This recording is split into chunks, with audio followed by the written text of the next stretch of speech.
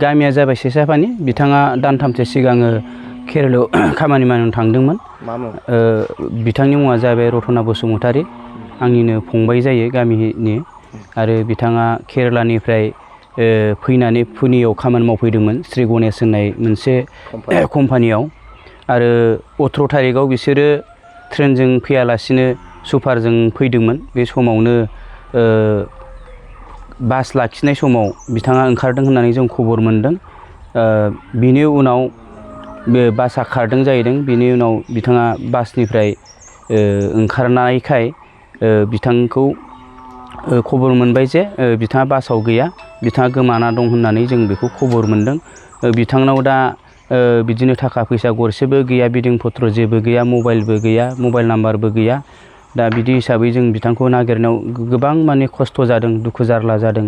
जोङो बिदिनो FIRबो होबाय बिथांमोनहाबो, अब्लाबो नांगौ बायदि जेबो राहा लानो हायाखै। जोंबो गामिनि हिसाबै गोबां नाजागासिनो दङ। नोंखायनो आं खावलायो जाय बिथांमोनहा बे भिडिअखौ नुगोन अब्ला नोंथांमोनहा नैबे होखानाय मबाइल नाम्बाराव जोंजों कन्टेक्ट खालाम, जाहाथे जोङो मानसिखौ मोननो हायो। आरो जाय बिथांमोनहा जोंनो बे जोंनि फंबायखौ हरनो हागोन। हमना दोननानै न'खरसिम खौरां हरगोन, अब्ला जोङो बिथांमोनखौ लायनो थांगोन आरो जों गोबां साबायखर होगोन। आं बेखिनिखौनो बुंबाय, एसेनोसै।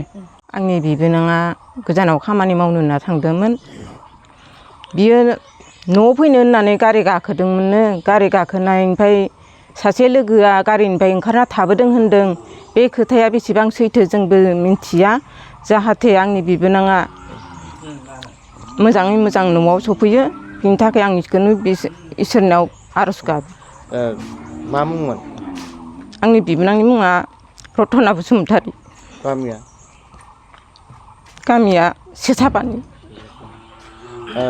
सोरबाफोर नुयोबा हमना दोननायखौ लुगैयो? औ, आं बेखौनो लुबैयो जे आंनि बिबोनांखौ सोरबाफोर नुसनबायनानै अबेबा लामा दथायाव नुनानै जुदि नुदोंब्ला सोरबाफोर अननानै हमनानै जुदि आंनि न'खराव खौरां हरोबा आं बेखौनो लुबैयो आरो।